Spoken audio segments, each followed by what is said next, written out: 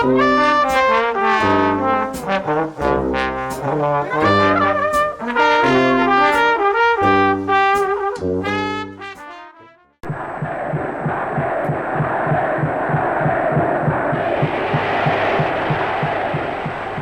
una historia conocida de Evita y una historia secreta. Una historia de odio y profanación que comenzó después de su muerte y se mantuvo oculta durante más de 40 años.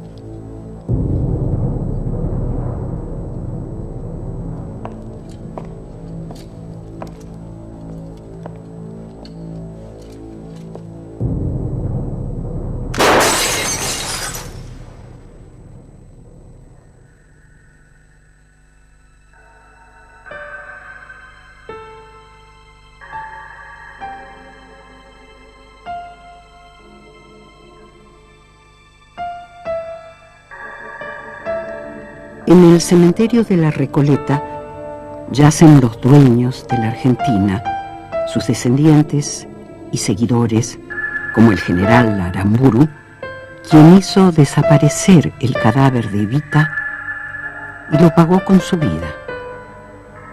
Y allí, a pocos pasos, entre los aristócratas que tanto la despreciaron, está esa mujer, María Eva Duarte, la actriz que el presidente Perón convirtió en primera dama. Su cuerpo, oculto a 8 metros de profundidad, guarda las claves de su propio misterio. Me parece mentira volver a estar en este salón donde esa mujer maravillosa que fue Eva Perón recibía a tantos necesitados, a gremiales, a tanta gente humilde, legiones de personas que venían hacia ella para conocerla y para decirle sus necesidades, a las que ella acudía siempre en una forma tan integral como fue toda su fundación por ella creada.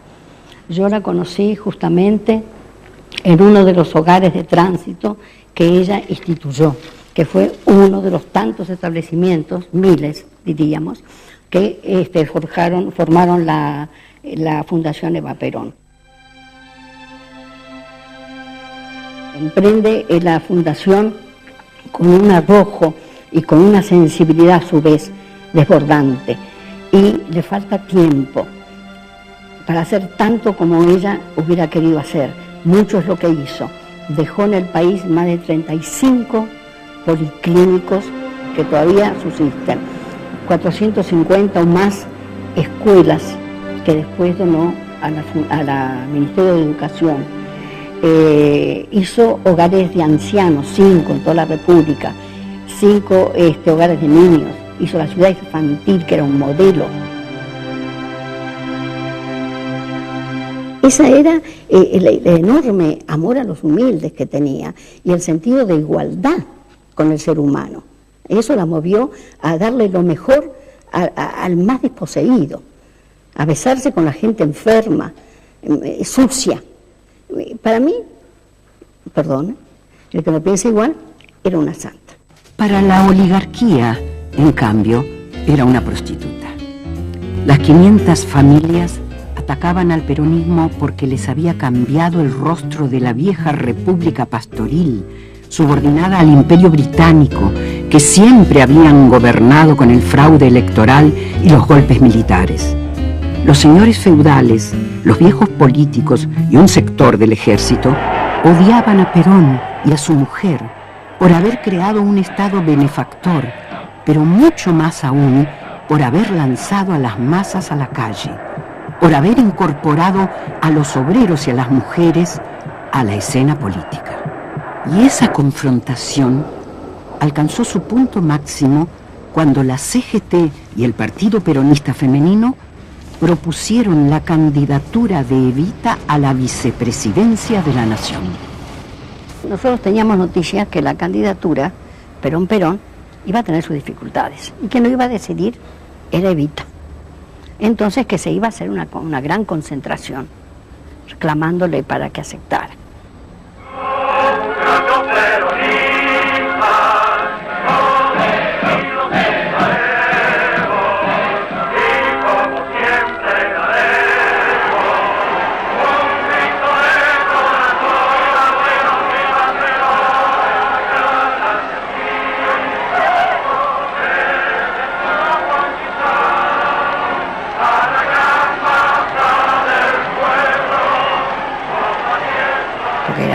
mujeres, los hombres, los trabajadores, el pueblo, clamando para que Evita aceptara.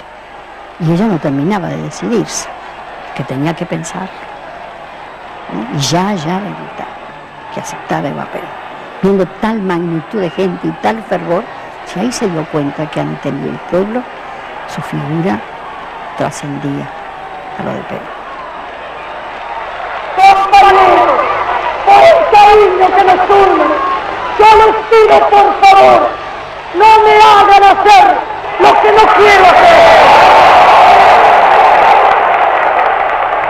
La asamblea insistió y Evita insinuó que aceptaría, pero una semana más tarde se vio obligada a renunciar. El 21 de septiembre, un análisis patológico confirmó las sospechas de los médicos y conmovió al Estado. Eva Perón padecía un cáncer de útero. Una semana más tarde, mientras empezaron a curarla con radiaciones, se sublevó el general Menéndez, un viejo conspirador que admiraba a Hitler. Entre los golpistas se destacaba un miembro de la oligarquía, el capitán Alejandro Lanusse. Los sublevados se proponían asesinar a Perón y Evita, pero fueron derrotados en pocas horas. La CGT se movilizó en defensa del gobierno. A Evita no le dijeron nada hasta que la situación estuvo controlada. Indignada por no haber participado, exigió hablar al pueblo desde su alcoba. Yo espero estar pronto en la lucha con ustedes, como todos los días de estos años felices de esta nueva Argentina de Perón. Y por eso les pido que rueguen a Dios para que me devuelva la salud que he perdido, no para mí, sino para Perón y para ustedes, para los descansados. Intuía que le quedaba poco tiempo de vida. Temía que Perón, sin ella, fuera traicionado por los militares y derrocado por los oligarcas.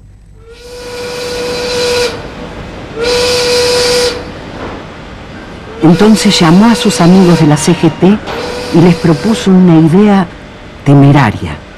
Debían formar milicias obreras. Ella proporcionaría las armas que le había vendido su amigo, el príncipe Bernardo de Holanda. Había ya una primera partida de 5.000 pistolas y 1.500 ametralladoras. El 17 de octubre saltó de la cama y fue a la Plaza de Mayo a exigir que el pueblo se organizara contra nuevas conspiraciones.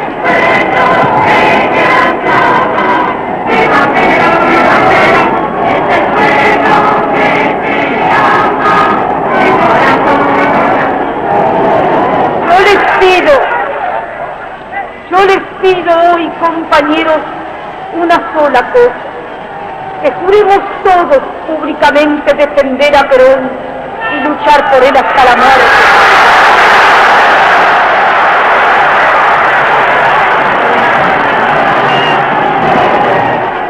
Y nuestro juramento será gritar durante 1 minuto para que nuestro grito llegue hasta el último rincón del mundo: la vida por Perón.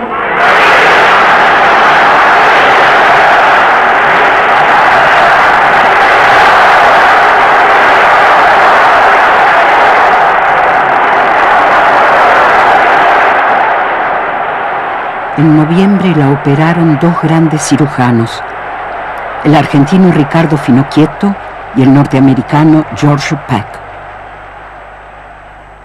La operación parecía un éxito. Extraordinaria expectación suscita la noticia de la enfermedad que aqueja a la señora Eva Perón. El pueblo se renueva constantemente frente al policlínico Presidente Perón, donde se asiste. Pero en los barrios ricos no se rezaba por su salud.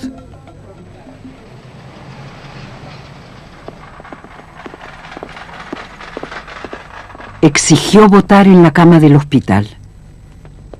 Era la primera vez que votaba en su vida. La primera vez que votaban las mujeres, en la historia argentina.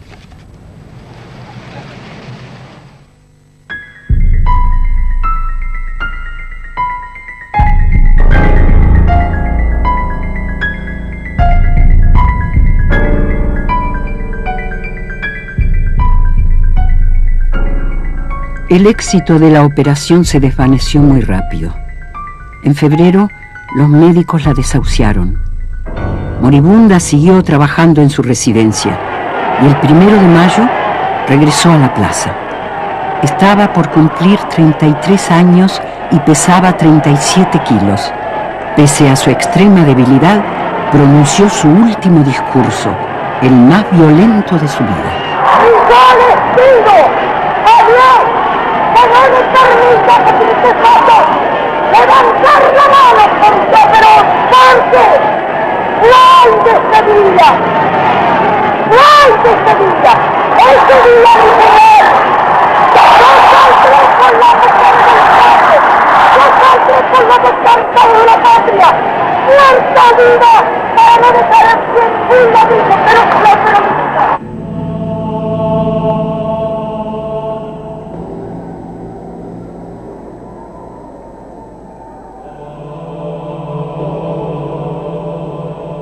Por ese entonces, alguien le comentó a Perón acerca del doctor Pedro Ara, un profesor español que convertía cadáveres humanos en extraordinarias piezas de anatomía. El presidente quería que Eva fuera embalsamada y mandó un emisario a entrevistarse con el anatomista. Ara ya sabía que lo iban a convocar y lo registró en sus memorias. En junio había rumores de que su muerte era inminente y que me llamarían para conservarla, como una estatua.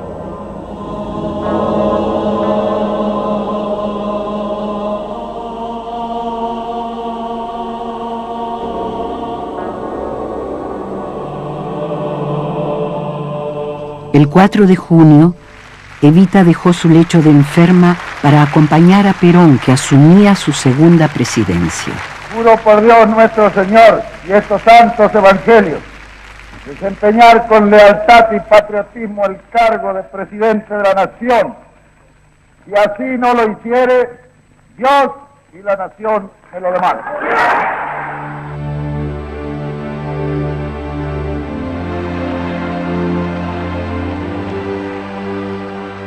Fue el adiós a esas calles que la vieron llegar de la provincia. Una chica de 14 años con una valija de cartón y las ganas de ser Norma Shearer.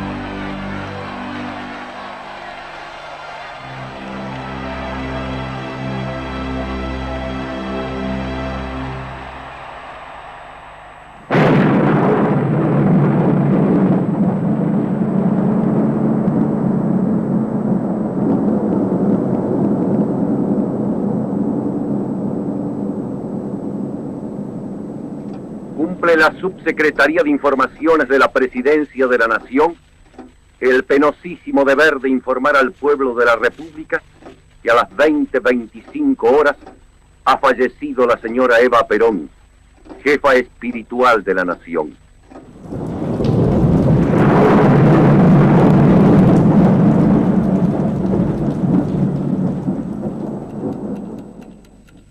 El profesor Ara llegó a la residencia pocos minutos más tarde, arregló las condiciones de su contrato y entró a la cámara mortuoria. Ante nosotros yacía la mujer más amada y más odiada de su tiempo. Había luchado fieramente contra los grandes y cayó derrotada por lo infinitamente pequeño.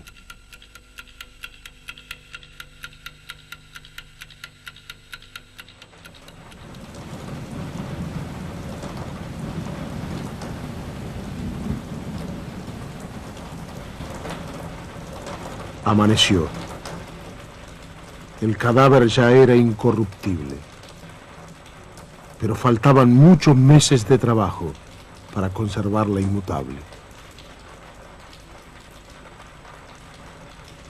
Cuando el doctor Ara concluyó su faena, la manicura Saragatti cumplió la última orden de Evita. Cuando me muera, me sacás este rojo chillón que me han puesto y me pones el transparente de Revlon que mandé comprar ayer.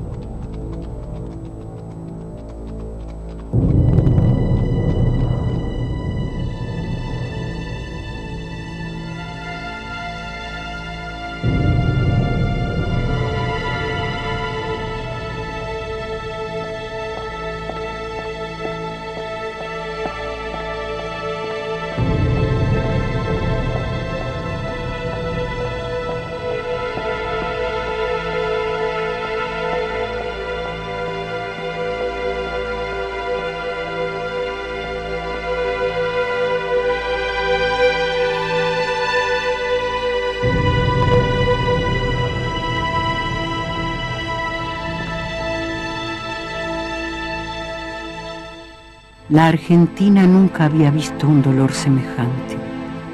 El cuerpo incorruptible fue velado durante 16 días bajo una lluvia helada y persistente. 2 millones de fieles la despidieron en las calles. Sus descamisados formaron colas de 4 kilómetros para verla. El frío, la lluvia, los largos plantones provocaron 4 muertes y cientos de desmayos. 500.000 de bocas besaron su ataúd. El Papa recibió 26.000 pedidos para convertirla en santa.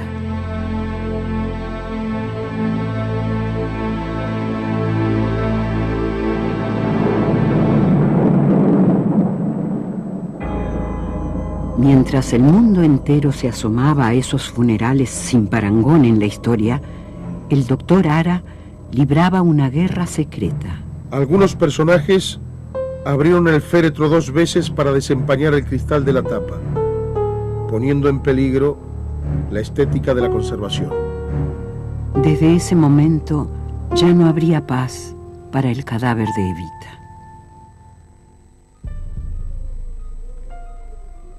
Tuve que armar mi laboratorio en el 2º piso de la CGT. Yo no quería, porque era un centro de lucha social que podía dar lugar a disturbios, pero el presidente no me dio alternativas. Evita debía descansar en la CGT hasta que se construyera el monumento al descamisado, una obra faraónica, 3 veces más alta que la Estatua de la Libertad.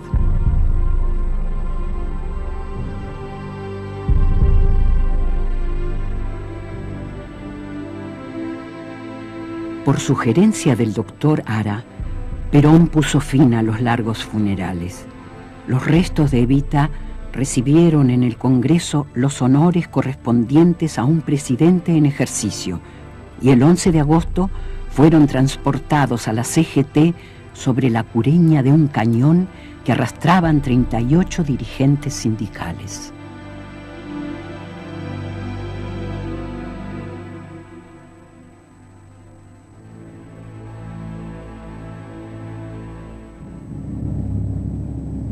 Después del responso, el féretro ingresó a un área prohibida. Al día siguiente, el anatomista comenzó la delicada obra que llevó largos meses y costó $100.000.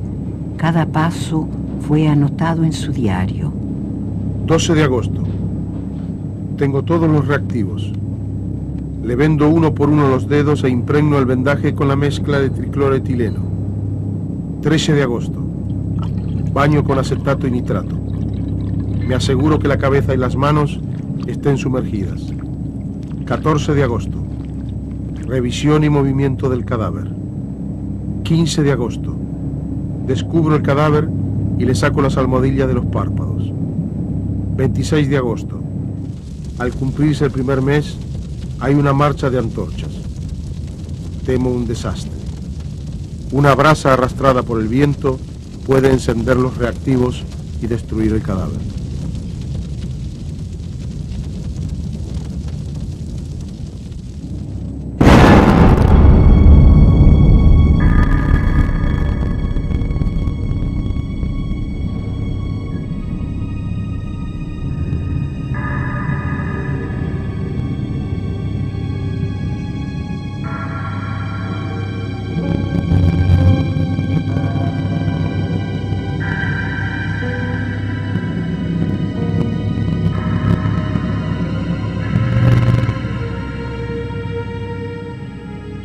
Al cumplirse un año, el doctor Ara pudo escribir con orgullo que había concluido su trabajo.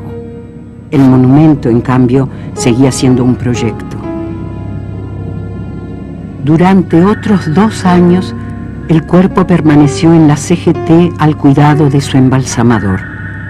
Fuera de esa capilla, donde Evita seguía idéntica a sí misma, el gobierno se descomponía. Para muchos faltaba la llama de la revolución, crecía el odio entre peronistas y antiperonistas, asomaba el fantasma de la guerra civil.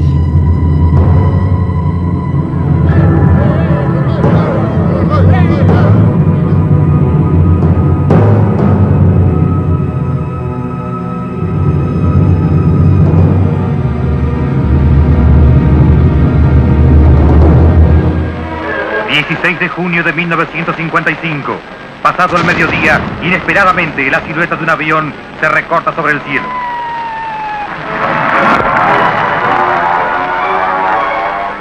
El pueblo de la ciudad de Buenos Aires estaba pasando una jornada normal, tranquila, cual no sería la sorpresa cuando los aviones de la Marina dejaron caer sus bombas en la Casa de Gobierno y en sus alrededores, mientras con sus ametralladoras llenaban de horror, de sangre y de muerte a esa multitud que pacíficamente estaba esperando asistir un día más.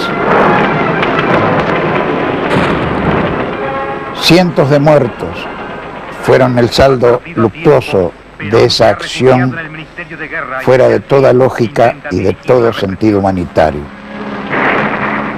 Desde la CGT partieron miles de trabajadores a combatir contra los marinos. La tiranía ha muerto. ¡Viva la libertad! El complot para derrocar y asesinar al presidente fue abortado, pero el gobierno estaba malherido. 2 meses más tarde, el 16 de septiembre, los conspiradores volvieron al ataque.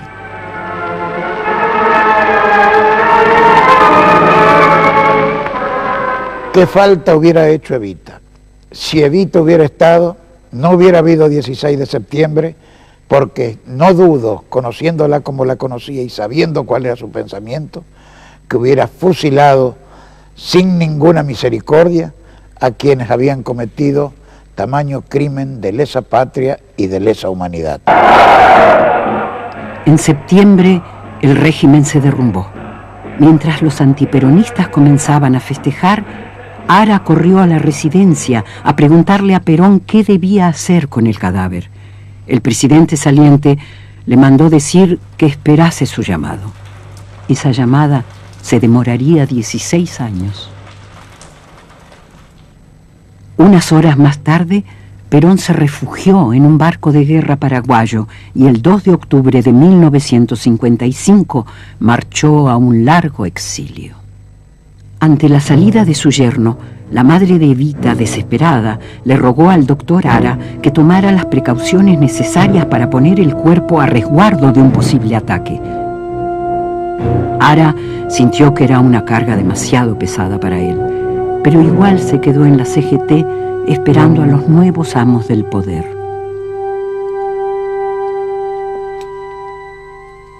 Los golpistas triunfantes no tardaron en preguntarse si eso que estaba en el segundo piso de la CGT era realmente el cadáver de Evita. No sería una muñeca de cera. Para averiguarlo, nombraron una comisión de médicos notables.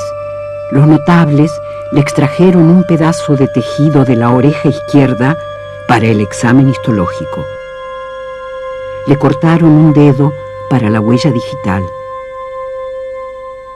Le hicieron radiografías y tuvieron que admitir que era el cuerpo de Eva Perón y que el doctor Ara lo había conservado con todos sus órganos internos.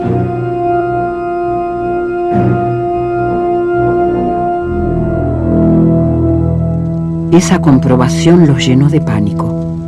Los peronistas podían robarse el cadáver y usarlo como una tea para incendiar el país.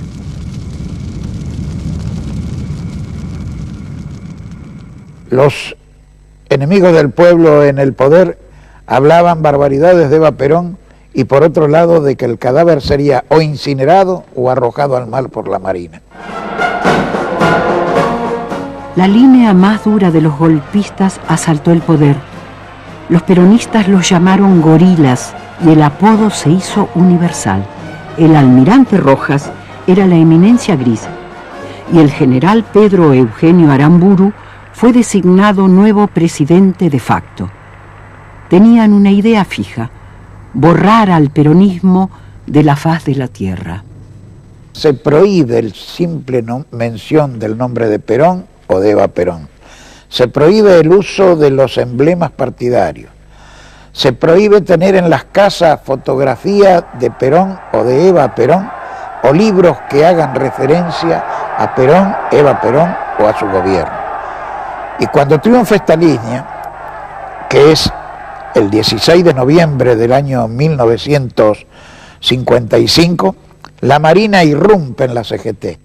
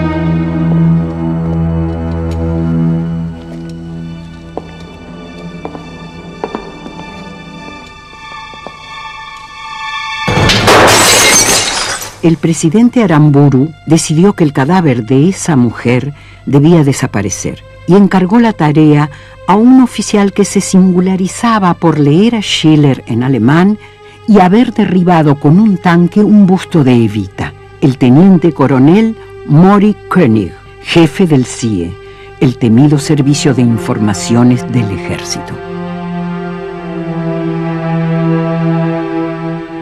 Ara no pudo entrar al laboratorio hasta que lo citó Mori König para un supuesto traspaso del cadáver. Metieron el cuerpo en el ataúd original, pero el militar no soldó la tapa como quería el médico. Tampoco le dio ningún recibo. El profesor se fue con los peores presentimientos.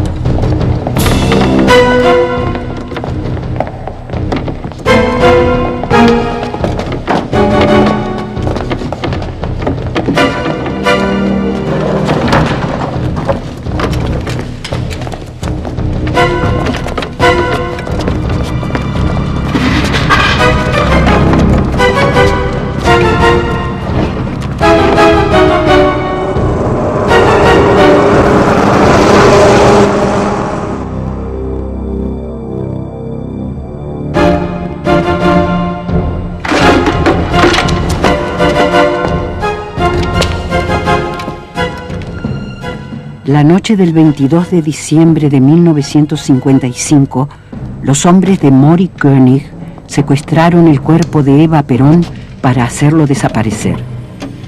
Pero pronto descubrieron que alguien los espiaba paso a paso.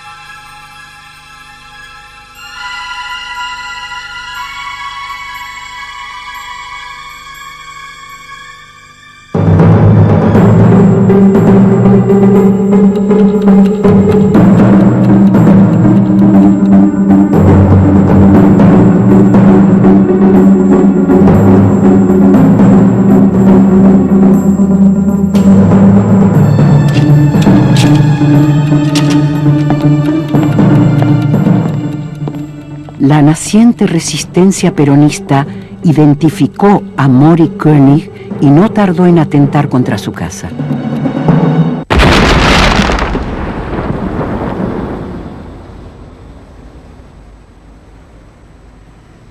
Acosado por la resistencia, el coronel Mori König guardó a esa mujer a pocos metros de su despacho, hasta que el presidente Aramburu, alertado sobre las obsesiones sexuales del coronel con el cadáver de Evita, lo relevó sin dar explicaciones.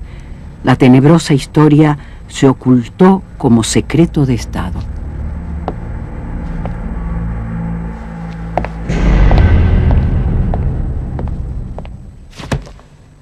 El nuevo dueño del secreto pasó a ser el teniente coronel Héctor Eduardo Cabanillas, un duro que había atentado contra Perón en sus exilios de Paraguay y Venezuela. A él le tocaría comandar la Operación Evasión. ¿Vive el coronel? Vive. Es una sombra olvidada que no hace declaraciones, aunque esta vez acepta hablar. El coronel Mori König había cometido algunas fallas muy graves, irresponsables y muy imprudentes, y hasta anticristianas, con respecto al cadáver. Lo conocía bien desde el colegio militar. Siempre fue un hombre perfectamente normal, ¿no? Pero a partir de ese momento que tuvo el cadáver en sus manos, se enloqueció, aparte con el alcohol. El tipo tomaba mucho y se enloquecía. Y él decía que esa mujer era de él, que eso le pertenecía a él. Al tomar posesión del Servicio de Informaciones, me encuentro que al lado de mi despacho, un cuarto que estaba destinado a los armarios de distinta documentación, se encontraba el féretro con los restos de la señora María Eva Duarte Perón. Fue una impresión bastante intensa, una emoción bastante violenta también, ver ese cadáver porque era prácticamente una muñeca, estaba intacto.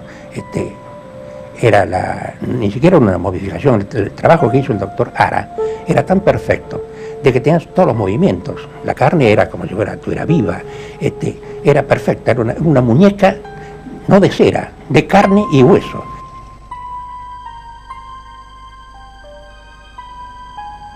Yo me levantaba muy temprano, pues tenía que dar cuenta al ministro de las actividades, y me encontraba que frente a la puerta donde estaban los restos de esta señora había velas encendidas y flores, lo que era una señal evidente de que ya había gente que conocía perfectamente bien de que el cadáver estaba ahí.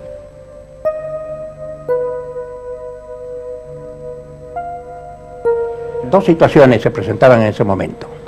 Por un lado, la impresión que teníamos que había comandos peronistas preparados para rescatar ese cadáver y utilizarlo posteriormente como bandera política para sus fines.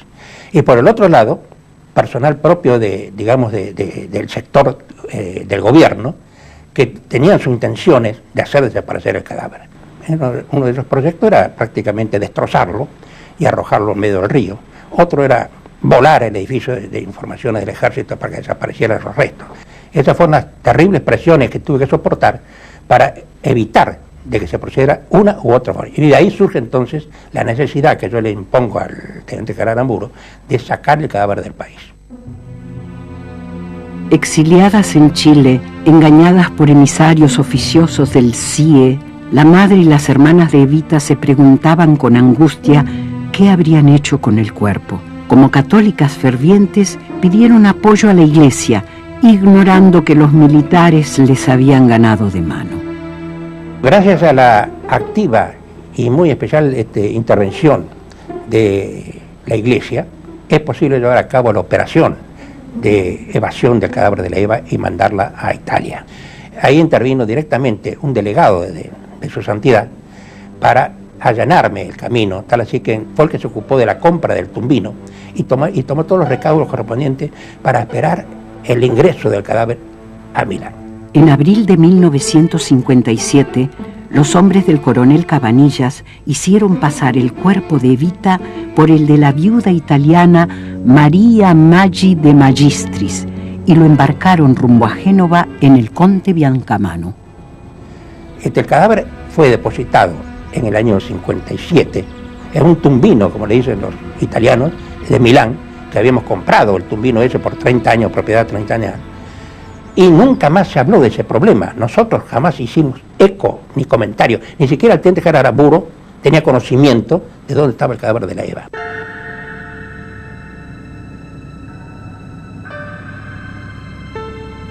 El misterio se mantuvo 14 años, con datos reales y leyendas atravesando la tiniebla.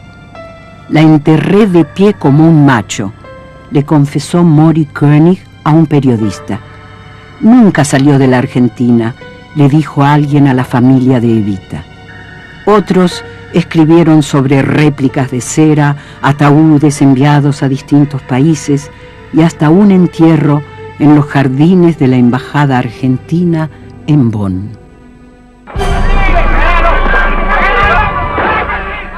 Para la Argentina fueron 14 años de soledad, con dictaduras militares fuertes y gobiernos civiles débiles, con la mitad del país proscrito, reclamando los derechos perdidos y el cadáver de Eva Perón. La madre de Evita acudió sin éxito a todos los presidentes argentinos y al propio Papa. Murió en febrero de 1971 sin recuperar el cuerpo de su hija. Perón envejeció en su exilio de Madrid, acompañado por su nueva esposa, Isabel, alentando y tratando de conducir a una juventud revolucionaria.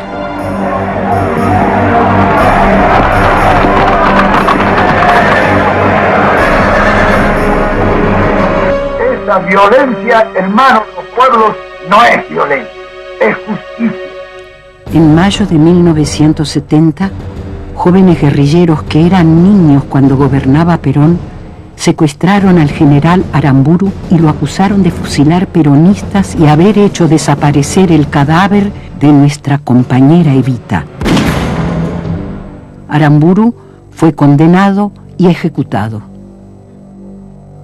La dictadura militar entró en crisis y surgió un nuevo caudillo del ejército, el general Alejandro Lanusse, aquel oficial aristocrático que conspiraba contra Perón en 1951. Ambicioso y audaz, Lanusse decidió negociar con Perón, ofreciéndole como prueba de buena voluntad la devolución del cadáver. Entonces llamó al coronel Cabanillas y le ordenó volver sobre sus pasos. Tomó contacto con el padre Angeli, que era prácticamente el personero nombrado por el Vaticano, que fue muy necesaria su intervención, porque iba a hacer una serie de escritos en italiano a la municipalidad misma de Milán, para poder retirar ese cadáver, dando los argumentos de que por qué se sacaba un cadáver de ese cementerio que hacía 15 años estaba sepulto ahí, y para trasladarlo a Madrid. Retiramos el cadáver. Los obreros proceden a abrir el féretro con todos los ejercicios que tienen que hacer para levantar la tapa por la chapa, y cuando levantan la chapa ven eso y se quedan como enloquecidos. Todos se agarraron y que iban disparándose a la puerta para irse. ¡Milagro, milagro, milagro!, gritaban, porque evidentemente el cadáver era una muñeca intacta. Después de 15 años estar en un cadáver ahí, ¿cómo era posible que estuviera intacta así? Se le explicó que estaba momificada, que no había ningún problema, y repartimos unas cuantas liras a la gente esta, y con eso quedaron más o menos tranquilos. Al día siguiente, el cadáver volvió a peregrinar. en una furgoneta fúnebre atravesó el norte de Italia, Francia y parte de España, donde María Maggi volvió a llamarse Eva Perón. El 3 de septiembre llegó a Madrid y el coronel la llevó esa misma noche a la residencia de Perón en Puerta de Hierro. Tratando de no llegar a las 8:25 en punto, se modificó un poco la hora para no ser a la misma hora en que ella había fallecido. Entro yo, me presento a Perón, le informo de que traía el cadáver de Eva Perón, que en nombre del gobierno argentino se procedería a su devolución. Perón recibió el cadáver y firmó el acta que le presentó el coronel Cabanillas. Sin embargo, en una carta a su prima Raquel, acusó a marinos y militares de haberse ensañado cobardemente con el cuerpo de Evita y se preguntó por qué el Vaticano se había hecho cómplice de la maniobra. Concluía: esos miserables todavía pretenden que les agradezcamos la devolución de los despojos.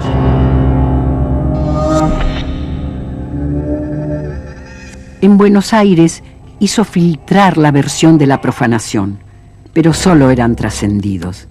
El viejo líder eludió una denuncia formal. El doctor Ara recibió en Madrid el llamado de Perón, que lo convocó a examinar la momia y a dar su veredicto sobre el estado en que la habían devuelto. Y el profesor Ara lo determina y está publicado, las declaraciones que él mismo le hace a Perón en ese momento, diciéndole: el cadáver está incólume, tal cual yo lo dejé en la Confederación General del Trabajo cuando tuve que retirarme por presión del gobierno de la Revolución Libertadora. De manera que con eso también se suspendían, se daba una contestación a todas las infamias que se habían publicado y a todo lo que se había dicho que se había hecho con respecto al cadáver de Eva Perón. No es lo que vieron las hermanas de Evita en la residencia de su cuñado. El horror las acompañaría toda su vida. El horror de aquellas fotos que tomó el propio Perón y no mostró nunca, que permanecieron ocultas durante 25 años.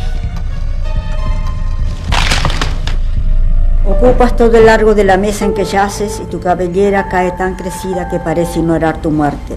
No ha sido mutilada como lo han sido tu cara y una de tus manos. Tu frente continúa siendo serena, pese a que muestra su puntazo en la sien derecha y la señal de 4 golpes. Veo un gran tajo en tu mejilla derecha y lo que queda de tu nariz destrozada, casi completamente destrozada. Miro las plantas de tus pies desnudos, cubiertos por una lámina de brea. ¿Qué significado tiene esa capa mineral en las plantas de tus pies? ¿En qué suelo de brea has estado parada, sostenida por tu propia muerte? Perdón por esta infinita herida y por las otras, por el golpe que sesionó uno de tus dedos, por los que muestras en tu frente, por la agresión cuya señal guarda tu mejilla derecha, por mejor no continuar, ya que estoy segura de que a cada golpe, desde el temblor de tu alma, imitación de Cristo, habrás dicho: perdónalos, Señor, que no saben lo que hacen. En septiembre de 1971, el caso Eva Perón parecía definitivamente cerrado. 2 años más tarde, la juventud peronista recogió el nombre de Evita como bandera de guerra. En Madrid, en cambio, el cuerpo mutilado había regresado a la sombra, tapado por Isabel, la heredera, a quien manejaba el brujo José López Rega, un ex cabo de policía aficionado a la astrología y vinculado a la logia mafiosa P2, que celebraba ceremonias secretas con la heredera y el cadáver para transmitirle a Isabel el carisma de Evita. Los militares retrocedieron y Perón pudo volver a la Argentina, sin Evita, que dejó en la Quinta de Madrid, y violentamente enfrentado con esa juventud que había luchado por su retorno. Fue elegido para un tercer período y esta vez logró que su mujer fuera vicepresidente, solo que era muy tarde para él. Había llegado gravemente enfermo y murió a los 10 meses de asumir el gobierno. Lo sucedió formalmente su viuda, pero el poder estaba en las manos de López Rega, que mandó asesinar a centenares de activistas.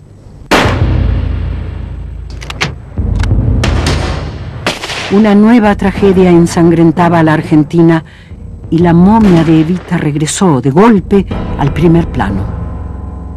Los montoneros secuestraron el cadáver de Aramburu y anunciaron que no lo devolverían hasta que los restos de la compañera Evita regresaran al país.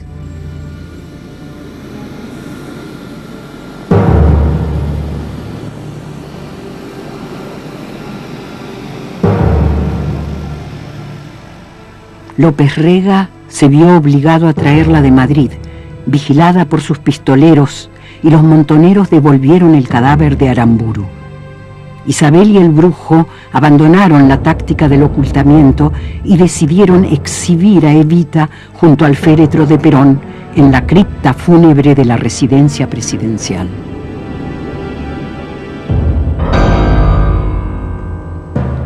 Entonces llamaron a Domingo Telechea, un restaurador de museos, y le ordenaron reparar los daños perpetrados contra el cuerpo. Las hay desde pequeñas lesiones superficiales hasta de bastante profundidad, inclusive importando algunos músculos importantes, huesos en algunos casos, a pesar de que, como se sabe, un cadáver momificado es un material sumamente duro, mucho más resistente que el cuerpo humano en vida.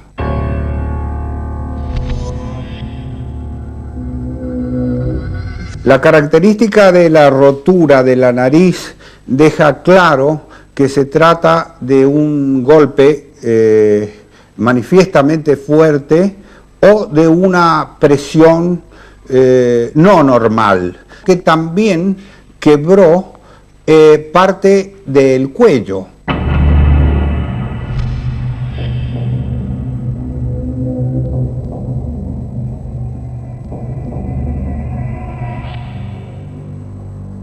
En 1976, una nueva dictadura militar reemplazó el caos de Isabel por el terror absoluto.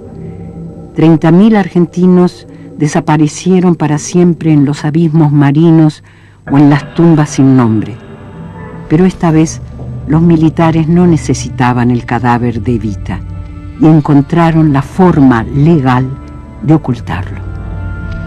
Finalmente, después de los agravios a los que fue sometido, del ultraje y del dolor de tantos años de estar sin saber dónde estaba, la Junta Militar decidió en el año 76 entregarla nuevamente a la familia. Y bueno, Eva llegó así, acá, a estar en la bóveda de su familia, acá en La Recoleta, bajo estrictas normas de seguridad que también el gobierno militar exigió y a las cuales cumplimos ordenadamente, por miedo también, miedo a que nuevamente desapareciera. Y bueno, llega el día de hoy en que Eva está enterrada a 8 metros de profundidad en una cripta, toda revestida en mármol.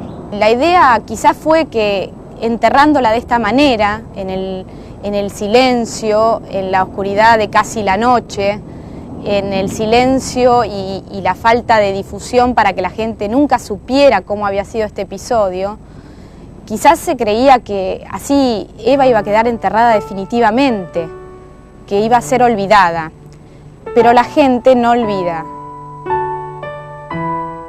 No quiero nada para mí. Mi gloria es y será siempre el escudo de Perón y la bandera de mi pueblo. Y aunque dicen el camino girones de mi vida, yo sé que ustedes recogerán mi nombre y lo llevarán como bandera a la victoria.